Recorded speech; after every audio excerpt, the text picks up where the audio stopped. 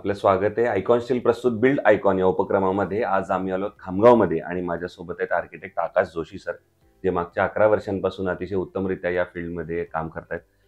Basically turnkey projects असतील, commercial projects असतील, residential project असं व्हरायटी किंवा डायव्हर्सिफाईड आपण म्हणू असा पोर्टफोलिओ त्यांचा ऑलरेडी कामाचा आहे. सो आजवरच्या त्यांच्या 11 वर्षाच्या प्रवासाबद्दल, त्यांच्या कामाबद्दल, अनुभवाबद्दल आज आपण बिल्ड आयकॉन या प्लॅटफॉर्मवर त्यांच्याशी गप्पा मारणार आहोत. सर, तुमचं पुन्हा एकदा स्वागत आहे. सगळ्यात आधी पहिल्यांदा विचारायचा तो प्रश्न म्हणजे तुमच्या शैक्षणिक पार्श्वभूमीबद्दल. म्हणजे तुमची शाळा कुठली होती, तुमचं कॉलेज कुठलं होतं आणि सगळ्यात महत्त्वाचं आर्किटेक्ट हे फील्ड निवडण्यामागं किंवा आर्किटेक्ट होण्यामागची प्रेरणा कुणाची होती, ज्यांच्यामुळं खरं तर तुम्ही या फील्डमध्ये आलात? काय सांगाल? बरोबर. ॲक्चुअली माझं जे एज्युकेशन झालेलं आहे, लहानपणी माझं बॉर्न अँड बॉटअप मी इथूनच आहे. त्यानंतर जे ए.के. नॅशनल हायस्कूल आहे इथली, त्यावेळची सुप्रसिद्ध मराठी स्कूल होती. तिथे माझं एज्युकेशन झालं. ते झाल्यानंतर 11वी-12वी बाबांना असं वाटलं नाही इंग्लिश शाळेत आपला मुलगा शिकला पाहिजे. त्यावेळेला मग त्यांनी मला इथे गजानन इंजिनिअरिंग स्कूल आहे, तिथे ॲडमिशन करून दिली आणि 11वी-12वी माझी तिथे झाली. त्यानंतर पुण्याला गेल्यानंतर मग मला आर्किटेक्चर घ्यायचं होतं, कारण मी लहानपणापासूनच कन्स्ट्रक्शनशी रिलेटेड खूप अफिलेटेड होतो. मला ॲक्चुअली आर्किटेक्चर न होता मला सिव्हिल इंजिनियर व्हायचं होतं. कारण मी बाबांना बघत आलेलो होतो. माझ्या घरात पहिल्यापासून कन्स्ट्रक्शनची लाईन चालू आहे. बाबा ऑलरेडी कॉन्ट्रॅक्टर आहेत. ते सगळे साईट हँडल करतात. तर मी जेव्हा लहानपणी जायचो, तेव्हा त्यांच्यासोबत जायचो आणि त्या सगळ्या साईट बघायचो. तर मला स्टील आणि या सगळ्या गोष्टींपासून थोडीफार अफिनिटी होती किंवा बघायचं कसं काय आहे. आणि त्या सगळ्या गोष्टी जेव्हा बघत होतो, तेव्हा असं वाटलं नाही आपण तर सिव्हिल इंजिनियरच होऊ. पण जेव्हा रियालिटी कळाली, हळूहळू मार्केटचे जेव्हा बाबांना जास्त माहीत होतं या फील्डबद्दल, तर मी सिव्हिल इंजिनिअरमध्ये माझं मुंबईला ॲडमिशन पण झालं, रिझवी कॉलेजमध्ये. पण बाबांची आतून अशी इच्छा होती की आकाशने आर्किटेक्ट व्हावं. मग बाबा म्हटलेत की आकाश हे बघ, तू एक आर्किटेक्चरचे फॉर्म भरून टाक आणि तेही कर. तर मग मी म्हटलं की ठीक आहे, आपण एकदा त्याचाही फॉर्म भरू. माझी ड्रॉइंग तशी थोडंफार बऱ्यापैकी चांगली होती आणि त्यावेळेला असं काही नव्हतं की तुम्ही पहिल्यापासून एक्झामचा फॉर्म भरलाच पाहिजे आर्किटेक्चरचा. त्याच्या दोन्ही गोष्टी एकासोबतच होत्या. तर मी आर्किटेक्चरचा फॉर्म भरला आणि पुण्याला तेव्हा त्याच वेळेला मी एक्झाम दिली आणि मला अप टू द आर्किटेक्चरमध्ये ॲडमिशन घेण्या एवढे मार्क्स आले. तर मग सगळ्यांनी मला हे सांगितलं, तेव्हा माझा भाऊ पण आर्किटेक्ट होता. तर त्यांनी मला हे सांगितलं की सिव्हिल इंजिनिअरपेक्षा कधी आर्किटेक्चर बरं राहील. तर म्हणून मग मी आर्किटेक्चरमध्ये ॲडमिशन घेतलं. वा, क्या बात आहे. पण दुसरा प्रश्न मग असा येतो की जेव्हा मागची पिढी पण याच क्षेत्रात कार्यरत असते, तेव्हा जबाबदारी होती का जास्त बर्डन होतं की आपणही कसं करूया का याच्यामध्ये? नाही, ऍक्च्युली असं काही बर्डन सारखं नव्हतं. बाबांचं नाव इथे मोठं आहे सगळ्या म्हणूनच म्हटलं, मग गोष्टींमध्ये. तेव्हा असं थोडं इनडायरेक्ट प्रेशर येतं पुढच्या जनरेशनवर की जेव्हा ऑलरेडी वडिलांनी काम करून ठेवलेलं आहे खामगावमध्ये. बरोबर. पण त्यांनी जे मला हातात दोर दिली ती होती आर्किटेक्चरची हो. मेन. त्यांनी मला सांगितलं की आपण म्हणजे जेव्हा मी डिझायनिंगला उतरलो, त्यावेळेला असं झालं की त्यांनी मला सांगितलं की आता तू डिझायनिंग कर आणि तू तुझं एकदा बघ. तुला जेव्हा जसं जमेल त्याप्रमाणे तू पुढे जा. कारण होतं कसं की त्यांना माहित होतं की सिव्हिल इंजिनिअरिंगमध्ये कसं आहे, थोडंफार त्यांनी जे डिफिकल्टीज फेस केल्या, सगळेजण असं वाटतं की मी जे डिफिकल्टीज फेस केल्या ते माझ्या मुलांनी फेस नको करायला. पण ते म्हणजे उतरल्याशिवाय जग दिसत नाही, त्या सगळ्या गोष्टी राहतात. बरोबर बरोबर बरोबर. दुसरं आता आपण थेट सिव्हिल इंजिनिअर किंवा आर्किटेक्चर फील्डशी रिलेटेड प्रश्नांकडे येऊया. त्यातला पहिला प्रश्न म्हणजे कुठल्याही कन्स्ट्रक्शनला सुरुवात करण्यापूर्वी प्लॅन ही फेज अतिशय महत्वाची असते, कारण प्लॅनिंगशिवाय तुम्ही पुढे जाऊ शकत नाही. बरोबर. तर प्लॅन या स्टेजचं तुमच्या नजरेतनं काय महत्व सांगाल तुम्ही आणि कसं काम करता तुम्ही प्लॅनवर? सगळ्यात पहिले महत्वाचं हे आहे की जेव्हा आपण प्लॅनिंग करतो, तर आपण समजा एखादा क्लायंट समोर ठेवू. तर क्लायंटला जर समोर ठेवलं, तर सगळ्यात पहिले आपल्याकडे आपल्या क्वेश्चनरीज पहिल्यापासून रेडी पाहिजेत. तर त्या क्वेश्चनरीज तुमच्याकडे रेडी नसतील, तर तुम्हाला हेच माहित पडणार नाही की तुम्हाला क्लायंट कडून काय हवंय.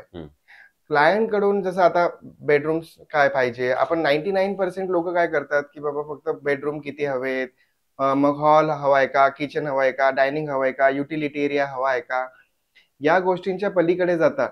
त्यांना हे विचारावं लागतं की तुम्हाला वॉर्डरोबच्या पोझिशन्स प्रॉपरली कुठे पाहिजेत, हं. तुम्हाला बंक बेड पाहिजे का, मुलांची तुमची कशी अपेक्षा आहे, बरोबर. मग ते करताना त्याचे जे रेफरन्स इमेजेस आहेत का, तर या सगळ्यांचा जर डेटा तुम्ही घेतला, हं. तर तुम्हाला इनिशियल फर्स्ट प्लॅनिंगला ईझी पडतं. म्हणजे तुम्ही खूप अप टू द मार्क ते प्रेझेंटेशन प्लॅन बनवू शकता आणि जेव्हा तुम्ही ते प्लॅन पुट अप करता, मग ते फर्स्ट अटेम्प्टमध्ये फेल्युअर होण्याची शक्यता असते. बरोबर. नाहीतर आपण काय करतो, आपण त्यांना तेवढाच रिक्वायरमेंट विचारतो. मग ते म्हणतात, "आम्हाला वॉर्डरोब पण पाहिजे याच्यात." अरे, आम्ही तर असा विचारच केला नव्हता. आम्हाला याच्यात तर आम्ही विचार केला होता, की आम्हाला बंक बेड पाहिजे. मग तो बंक बेड त्या बेडरूममध्ये बसत नाही. बसत नाही. बरोबर. तर कधी-कधी क्लायंटला सगळ्यात पहिले अंडरस्टँड करणं गरजेचं असतं. एकदा क्लायंट अंडरस्टँडिंगची फिलॉसॉफी, त्याचे थॉट्स, त्याचे हं, हं. विचार या सगळ्या गोष्टी जर एकदा लक्षात आल्यात, तर मग आपल्याला असं वाटतं, की नाही, आपण जेव्हा प्लॅन करतो, त्या सगळ्या गोष्टींचा विचार करून जेव्हा करतो, तेव्हा ते प्लॅन फ्रुटफुलच होतं. बरोबर, बरोबर. तर ही प्लॅनिंगमधली स्थिती आहे. सो आता पुढचा प्रश्न असा आहे, की हे झालं प्लॅनिंगची फेज. पण एक सगळ्यात महत्त्वाचा फॅक्टर आहे या इंडस्ट्रीमधला, तो आहे वर्कर किंवा लेबर आणि त्यामध्ये अनस्किल्ड लेबरचं पर्सेंटेज फार मोठं आहे. बरोबर. तर अनस्किल्ड लेबरकडून काम करून घेणं हे कितपत धोकादायक आहे असं तुम्हाला वाटतं? आणि त्यातनं काय धोके संभवू शकतात? तुम्ही कशी ही परिस्थिती हँडल करता? ॲक्चुअली काय आहे, की working in a Mumbai, Pune city आणि हे स्मॉल टियर सिटीजमध्ये तिथे कसं होतं, की एका प्रोजेक्टला आर्किटेक्ट राहतो, एम-एन-सीज राहते हं, मध्ये, हं. साइट सुपरवायझर राहतो. बरोबर. त्यानंतर एवढं राहून पण साइट सुपरवायझरचा कंटिन्यूअस एक सुपरवायझर साइटवरती सुपरवाईज करत राहतो. बरोबर. आणि त्याच्यानंतर जो क्लायंट राहतो, तो डायरेक्टली इंटरॅक्ट न करता पहिले एम-एन-सीशी करतो, मग आर्किटेक्टशी करतो. ह्या ज्या गोष्टी आहेत, ते लहान स्मॉल सिटीजमध्ये वर्कआउट होत नाहीत. हं, हं. आता होतं कसं, की आपण हा विचार करतो, की आपल्याला प्रोजेक्ट ओढायचाही आहे आणि ते प्रोजेक्ट ओढताना या सगळ्या ज्या डिफिकल्टीज राहतात, ते तर येतच राहतात. बरोबर. पण शेवटी असं राहतं, की आपला तो प्रोजेक्ट कुठल्या ना कुठल्या परिस्थितीत तो ओढावा लागतो. बरोबर. दुसरा आता याच्यानंतरचा मुद्दा आहे तो म्हणजे टेक्नॉलॉजीचा. तंत्रज्ञानाचा किती फायदा तुम्हाला या क्षेत्रात होतो? एक आणि आता आर्किटेक्ट केल्यानंतर तुम्हाला असं वाटतं की आता अजून कुठलातरी कोर्स मी केला पाहिजे किंवा शिकला पाहिजे किंवा रिसेंटली तुम्ही कुठला कोर्स केलाय? काय सांगाल? ॲक्चुअली आता कसं झालंय, की आर्किटेक्चर म्हटलं, की खूप सारे सॉफ्टवेअर्स आलेले आहेत. हं, आता Lumion म्हटलं, हं, त्यानंतर Google SketchUp आहे, AutoCAD सगळ्यात नावाजलेलं गाजलेलं 2D साठी ड्रॉइंगसाठी वापरलं जाणारं सॉफ्टवेअर आहे. हं, त्यानंतर आता तर स्केचर्स झालं. हं, पण कसं आहे, की कितीही शि शि शिकण्याची तर गरज आहेच. हं. आता जे नवीन सॉफ्टवेअर्स आहेत, आता कसं आहे, की जे क्लायंट राहतात त्यांची डिमांड वाढलेली आहे. बरोबर. त्यांना प्लॅनिंग सोबत ते कसं दिसतं आहे, हे पण दाखवावं लागतं. हं, तर हे सगळं विचार जर केला, तर आपण या फील्डमध्ये जर शिकत राहिलात, हं. तर तुम्ही अपडेट राहणार. बरोबर. तसं ही सॉफ्टवेअर सारखी फील्ड झालेली आहे. हं. तुम्हाला साइटवरतीही अपडेट राहायचं आहे आणि दुसरं तुमच्या ज्या सॉफ्टवेअर्समध्ये तुम्ही जे वर्क करत आहात, त्याच्यात पण तुम्हाला ते अपडेट राहावं लागेल. नाहीतर असं आहे, की मग या रेसमध्ये तुम्ही पछाडून जाणार. खरं आहे. अगदी बरोबर, अगदी बरोबर. पुढचा प्रश्न असा आहे 2-3 अँगल आहेत त्या प्रश्नाला. त्यातला पहिला अँगल म्हणजे तुम्ही यंग आहात. दुसरा अँगल आहे तुम्ही आर्किटेक्ट आहात आणि एक्सपिरियन्स आहेत आणि तिसरा म्हणजे तुम्ही स्वतः खामगावमधले आहेत. सो अशा तिन्ही पर्स्पेक्टिव्हमधनं एक प्रश्न विचारायचा आहे. जर बुलढाणा जिल्ह्याचं विकासाचं व्हिजन असं जर आपण डोळ्यासमोर आणलं, पुढच्या 15-20 वर्षात जर बुलढाणा जिल्ह्याला एका वेगळ्या स्टेजवर आपल्याला न्यायचं असेल, तर बीइंग अन यंग आणि आर्किटेक्ट म्हणून तुमच्या डोळ्यासमोर कुठले मुद्दे येतात, ज्या मुद्द्यांवर आता काम केलं गेलं पाहिजे? जर आपल्याला एक ओव्हरऑल डेव्हलपमेंट हवी असेल बुलढाण्याची तर? ओव्हरऑल डेव्हलपमेंट बुलढाण्याची मला म्हणजे लक्षात नाही आलं. हां. आपण कुठल्या प्रभागात मला असं हवंय की समजा बुलढाणा डिस्ट्रिक्टची जर आपल्याला एक डेव्हलपमेंट हवी आहे, डेव्हलप्ड आपण त्याला म्हणतो डिस्ट्रिक्ट आपल्याला करायचं असेल, तर त्यासाठी कुठल्या मुद्द्यांवर आता काम करायला लागेल? कुठले फॅक्टर्स आहेत, कुठले फील्ड्स आहेत, की ज्याच्यावर आपल्याला काम करायला लागेल? तर या बुलढाणा डिस्ट्रिक्टची ओव्हरऑल डेव्हलपमेंट चांगली होईल. इन कंपॅरिझन विथ जसं मुंबई आहे, पुणे आहे, अशा जर सिटीज बरोबर आपल्याला कंपेअर करायचं असेल, बुलढाण्याला पुढे न्यायचं असेल, तर कुठल्या एरियाजवर आपल्याला काम केलं पाहिजे? खरं सांगितलं तर सगळ्यात पहिले बुलढाणा जिल्हा न होता खामगाव जिल्हा व्हायला पाहिजे. बरोबर. म्हणजे आम्हाला त्याचा उपभोग भेटेल. दुसरं आता कसं आहे, की कुठल्याही गोष्टीला खामगावमध्ये जर विचार केला, तर तेवढं प्लॅनिंग करून वर्कआउट होत नाहीत. आता जर समजा आता मी आपला नांदुरा रोड जरी म्हटलं, तर त्याच्यात जे रस्ते आहेत ते जोडले गेलेले नाहीयेत. तर कसं आहे, डेव्हलपमेंटसाठी काही गोष्टी सॅक्रिफाईस कराव्याच लागतात. असं होतच नाही की आपण सगळ्यांना हातात ठेवून त्या गोष्टी वर्कआउट होतात. आपल्याला कुठे ना कुठे काही ना काही गोष्टी सॅक्रिफाईस कराव्याच लागतात. आता जर डेव्हलपमेंटचा विचार केला, तर खामगावमध्ये डेव्हलपमेंटचा खूप काही स्कोप आहे आणि मला असं वाटतं की खामगावमध्ये खूप साऱ्या गव्हर्नमेंटच्या जवळ ओपन स्पेसेस आहेत. त्या ओपन स्पेसेसमध्ये जर जसं मी पुण्याला बघितलेलं आहे, इव्हन आता नागपूरमध्येही बघतो आहे. जे आहे ते आता ऑलरेडी जे चालू आहे ते खूप छान आहे. पण प्रत्येक ओपन स्पेस, प्रत्येक स्पोर्ट्सला डेडिकेट असली, तर आपण चायनासारख्या किंवा US सारख्या सिटीजला कॉम्पीट करू शकू. कारण आज कसं होतं, की जर मला म्हणजे चला ठीक आहे, माझं तर समजा वय आता पुढे निघून गेलेलं आहे. पण कोणाला फुटबॉल खेळायचं असेल किंवा कोणाला स्केटिंग करायचं असेल, कोणाला तर त्या जागा डेडिकेटेड ओपन स्पेस नाहीये आणि या ज्या गोष्टी राहतात ते गव्हर्नमेंटच करू शकते. की डेडिकेटेडली स्केटसाठी एक ओपन स्पेस त्यांनी डेडिकेट केली, की ती स्पेस फक्त ओपन स्पेस जी आहे ती स्केटिंगसाठी.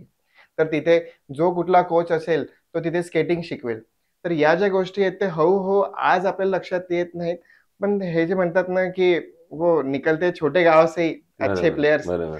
तो वो वैसा हम भी प्रेफर करेंगे कि भाई चलो हमारा भी कहीं न कहीं खामगाव का नाम कहीं राष्ट्रीय लेवल पे एक जन क्या ने बात ऊँचा है! किया. क्या बात है!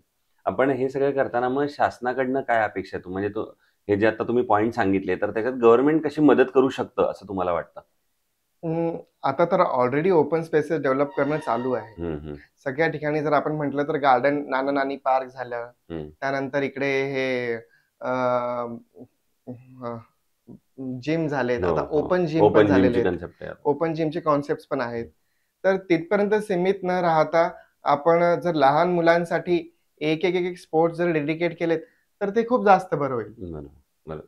आता पुढचा प्रश्न जरा अवघड असा आहे, की तुम्ही आता 50 पेक्षा जास्त प्रोजेक्टवर आतापर्यंत काम केलेलं आहे. तर एक असा आयकॉनिक प्रोजेक्ट सांगता येईल का, जो करताना एक वेगळेपण होतं, एक वेगळा आनंद होता, समाधान होतं. असा एकच प्रोजेक्ट आम्हाला ऐकायचा आहे तुमच्याकडून आणि त्या प्रोजेक्टबद्दल ऐकायचं आहे. काय त्याच्यात स्पेशालिटी होती? मी माझं तर एज्युकेशन पूर्ण पुण्याला झालं. हं. त्यानंतर मी अजून 2 वर्ष तिथे जॉब पण केला आणि कसं राहतं, की इनिशियलला जेव्हा आपण फर्स्ट टाईम प्रोजेक्ट्स करत राहतो ना, तर एक आतमधून भीती राहते, की मला हा प्रोजेक्ट करता येणार, नाही करता येणार. तर असा हा प्रोजेक्ट होता माझ्यासाठी मोहन मार्केटचा. हं. मोहन मार्केटचा प्रोजेक्ट इथला हा अल्मोस्ट 150 शॉपचा प्रोजेक्ट होता. त्यावेळेला तो कॉन्फिडन्स बिल्ड होण्यासाठी पण खूप वेळ जात होता, की हा प्रोजेक्ट मी करू शकतो की नाही करू शकत. पण त्यावेळेला असं झालं, की जेव्हा आम्ही तो प्रोजेक्ट स्टार्ट केला, तेही खूप म्हणजे एकदम मजेशीर गोष्ट आहे, हं. की जेव्हा प्रोजेक्ट हं. अबोव्ह 8 टू 9 सीआरचे असतात, तेव्हा समोरचा विचार करतो, की "अरे, हम तो पुणे से लाएंगे आर्किटेक्ट, मुंबई से लाएंगे आर्किटेक्ट, नागपूर से लाएंगे." तो बीइंग अ स्मॉल सिटी, मग तिथे तो देण्याचा विचार करत नाही. पण त्यावेळेला मला असं असं वाटलं, की नाही आपण एक प्रेझेंटेशन प्लॅन द्यायला हवा आणि तेव्हा मी 3D तयार केलं, त्याचं मॉडेल तयार केलं आणि तो मॉडेल हं, सॉरी. हं. नाही, नाही. असं काही हरकत नाही. हं, त्यावेळेला आम्ही मॉडेल वगैरे तयार केलं. हं, तो मग बाबांचे अनुभव होतं. मग त्यांनी मला सेलेबल एरिया काढून दिला. हं. ॲक्चुअली सेलेबल एरिया काढताना होतं कसं, की मला त्याचा अनुभव नव्हता. पण ते सगळा सेलेबल एरिया त्यांच्या थ्रू मला कळालं, की कसं काढता येतं. तर मी त्याचं पूर्ण प्रेझेंटेशन रेडी केल्यानंतर जेव्हा त्यांच्याकडे बाकीचे प्लॅन्स होते आणि माझा प्लॅन जो होता, तो त्याच्यात त्यांना खूप साऱ्या गोष्टी कळाल्यात, की नाही अरे हेही राहतं का? अगोदरच्या वेळेस फक्त प्लॅन दिला म्हणजे झालं एवढं राहायचं. पण त्यावेळेला त्यांना हे कळालं, की नाही हा आपण मॉडेल पण बघितलंय, आपण 3D व्ह्यू बघितलाय, वॉक थ्रू बघितलेला आहे, त्याचे प्लॅन्स बघितलेले आहेत. त्याच्यात नंतर ते 2 रस्ते होते. ते 2 रस्ते मी जॉइन केलेले होते. तर त्या ज्या गोष्टी होतात, प्रत्येक प्रोजेक्टमध्ये काही ना काही एक प्लस पॉइंट असतो, जो तुम्हाला साइटवरती जाऊनच शोधावा लागतो. बरोबर. खूपदा असं होतं, की आपण चला आपल्याला प्लॉट भेटला त्या प्लॉटच्या प्रमाणे आपण मेजरमेंट्स आलेले आहेत आणि त्या मेजरमेंट्स प्रमाणे आपण ड्रॉइंग केलेलं आहे. पण काय जर तुमचं चॅलेंजिंग प्रोजेक्ट असेल, तर मला असं वाटतं, की आपण एकदा साइटवर जाऊन जर तो प्रोजेक्ट बघितला आणि ती स्पेस बघितली, तर तुम्हाला त्याचे लूपहोल्स कळून येतात आणि त्या लूपहोल्सवरून तुम्ही जर प्लॅन केलं ना, तर शेवटी तो प्लॅन फ्रुटफुल ठरतो आणि हं. त्याच गोष्टी त्या क्लायंटलाही हव्या असतात. आणि 90% आर्किटेक्टचा हा विजन असतो की ते काय करतात की ते प्लॅन करण्यात इच्छुक असतात, पण ते साईटवर जाण्यासाठी इच्छुक नसतात. साईटवरती जाण्यासाठी ते इच्छुक कधी असतात? महिन्यातून एकदा. तर या ज्या गोष्टी असतात, ते वर्कआउट करताना मला असं वाटलं, की आम्ही जेव्हा तो प्रोजेक्ट करत होतो, तर त्या प्रोजेक्टला मग खूप सारे चॅलेंजेस आलेत. जेव्हा मी इनिशियल लेव्हलवरती होतो, तर मला डिझायनिंगच्या वेळेस तर नाही चॅलेंजेस आलेत. पण त्याचं स्ट्रक्चरल कसं होईल, या गोष्टींचा विचारच केलेला नव्हता. मग जेव्हा स्ट्रक्चरलकडे गेलं, तर त्याच्यातले माझे जे प्रोजेक्शन्स होते, ते कमी जास्त झालेत. पण त्या सगळ्या गोष्टी होत राहतात. आपल्याला जे आवडतं, आपल्याला डिझायनिंगमध्ये जे करायचं आहे, ते सगळं इम्प्लिमेंट केल्यानंतर स्ट्रक्चरलवाला त्याच्यात त्या सगळ्या गोष्टी वर्कआउट करून देतो. फक्त आपल्याला हे लक्षात ठेवायचं आहे, की माझं डिझाइन कुठे हॅमर होत नाही आहे. आपले कॉलम्स कुठे-कुठे येतायत. त्याप्रमाणे कारण होतं कसं, आपण विचार करतो, की आपले कॉलम्स दूर पाहिजे. स्ट्रक्चरवाला म्हणतो, की नाही तुम्हाला कॉलम जवळ-जवळ द्यावे लागतील. मी प्रोजेक्शन 15 फुटाचा देऊ नाही शकत, 10 फुटाचा देऊ नाही शकत. तर या ज्या गोष्टी आहेत, ते निगोशिएट होतात. पण डिझाइनमध्ये सॅक्रिफाईस करायचं नाही. हे महत्वाचं आहे. हे बरोबर आहे. महत्वाचं आहे. येस. कधी-कधी क्लायंट पण म्हणतो, की नाही ये हम आपण यहाँ पे ऐसा कर लेते.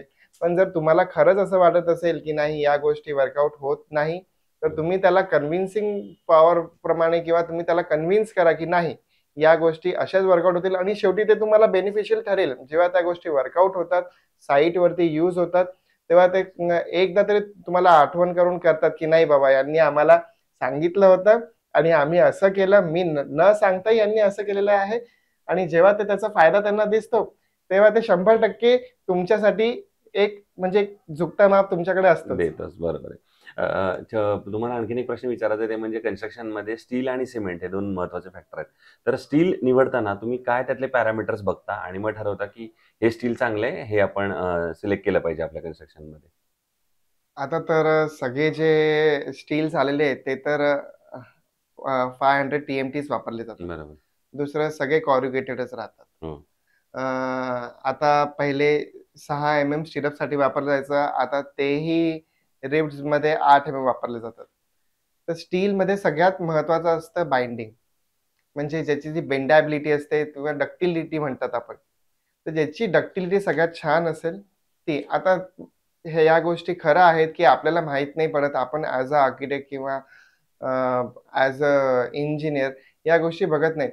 पण त्या गोष्टी जो स्टील बेंड करत राहतो त्याला कळतात. तो तुम्हाला सांगू शकतो, की ये स्टील कितना हार्ड है और कितना नहीं. तर तिथून आपण या जे राहतात ना, हे छोटेसे फॉर्म्युलेज, की बाबा तो काय त्याला काय वाटतं. तो स्टील जेव्हा बेंड करतो त्याला कळतं, की बाबा याला किती हार्ड आहे आणि किती नाही. तर त्या गोष्टींप्रमाणे एकदा आपण क्रॉस चेक करून घ्यायला हवं साइटवरती. कारण प्रत्येक वेळा आपण स्टीलची टेस्टिंग करू नाही शकत. एकदा फक्त तुम्हाला त्या ब्रँडवरती डिपेंडंट राहावं लागेल. ब्रँडवरती डिपेंड राहिल्यानंतर पण मला असं वाटतं, की जो कुठला तुमचा वर्कर असेल ना, त्याला त्या सगळ्या गोष्टी माहीत असतात, की या स्टीलमध्ये काय आहे आणि काय नाही. कारण तो त्याच्या लहानपणापासून ते सगळे स्टील बेंड करत राहतो. तर त्याला एकदा विचारून बघितलं, की "क्यों रे ये स्टील कैसा है?" तर तो तुम्हाला जेन्युइनली रिप्लाय देईल, असं मला बरोबर. वाटतं. आणि आयकॉन स्टील तुम्ही ह्याच्या आधी कधी वापरलंय का कुठल्या प्रोजेक्टवर? आणि तुमचा अनुभव कसा होता? त्यांच्या प्रॉडक्टबद्दल, त्यांच्या सर्व्हिसबद्दल? आता तर आमचं हे जे डॉक्टर खंडारे सरांचा प्रोजेक्ट आहे तिथे आम्ही वापरलेला आहे एकदा. हो. त्यानंतर डॉक्टर हे जे सतीश राठीजी आहे, हं. त्यांच्याकडे पूर्ण आयकॉन वापरला गेलेला आहे. तर बाय द स्टील जर म्हटलं तर सगळ्यात बेस्ट आहे. काही त्याच्यात विषयच नाही. हं. आणि कसं राहतं, की आमच्याकडे जर स्टील हा एक प्रश्न आला, तर बीइंग एन आर्किटेक्ट आम्हाला त्याच्यात इंटरेस्ट कमीच असतो. कारण होतं कसं, की आम्हाला माहिती आहे आम्हाला प्रोजेक्शन्स हवे आहेत. तर आम्ही ते स्ट्रक्चरल डिझायनरला सांगतो. ते स्ट्रक्चरल डिझायनर्स आम्हाला सजेस्ट करतात, की एवढं स्पॅन तुम्ही काढून द्या. तर आम्ही त्या स्पॅनप्रमाणे ते जे स्टील सजेस्ट करतात आणि त्यांनी आतापर्यंत जे सजेस्ट केलं ते आयकॉनच सजेस्ट केलं. वाह! क्या बात है. सो हे होते आर्किटेक्ट आकाश जोशी सर आणि त्यांनी अतिशय मनमोकळेपणाने आपल्याशी हा सगळा संवाद साधला आणि येणाऱ्या भविष्यात सुद्धा असेच आयकॉनिक प्रोजेक्ट तुमच्या हातून घडावेत, याच माझ्याकडून आणि आयकॉन स्टील दोघांकडून मनःपूर्वक शुभेच्छा. Thank you very much. Thank you. Thank you.